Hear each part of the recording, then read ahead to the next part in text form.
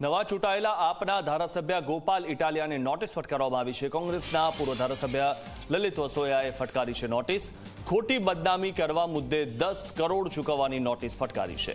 વિસાવદરની ચૂંટણીમાં ગોપાલ ઇટાલિયાએ લગાવ્યા હતા આરોપ। વસોયાએ આપના મહામંત્રીને 2 લાખ આપ્યાનો લગાવ્યો હતો આરોપ।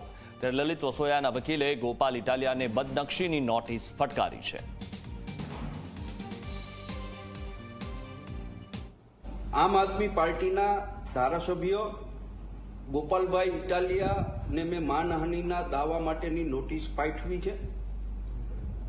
विसावदर धारासभानी पेटा चूंटणी अंदर गोपाल इटालियाए स्ट्रिंग ऑपरेशन नामे खोटी रीते मने जे बदनाम करवा माटेनो प्रयत्न कर्यो तो ए प्रयत्न बाद मैं मारी गुजरात प्रदेश कांग्रेसना सौ आगेवानो साथे मारा एडवोकेट साथे मैं बात पण करी छे अने मारी मानहानि थई होय एवुं हूँ मानी रह्यो छुं ने एटला माटे गोपाल इटालिया सामे 10 करोड़ना दावा माटेनी नोटिस मैं आज एमने आपी छे।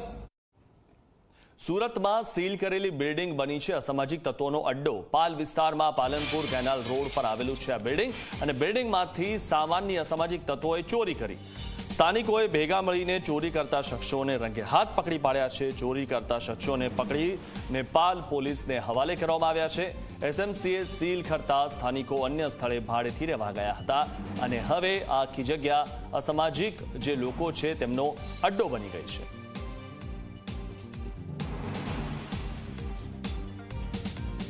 ग्रीन टोरी ने बारी बांडा बधु लई गया छे। अंदरथी सामान जे हतुं ए लई गया छे। कोण लई गयुं? चोर लई गया छे। पकड़ाई गया छे। ત્યાં તમે રહેતા હતા કે બંધ? सील मारी गया था। ये तो કોણ સીલ મારી ગયેલું? एमसी वाला। કેટલા સમયથી સીલ મારેલું? 1 વર્ષ જેવું થઈ ગયું।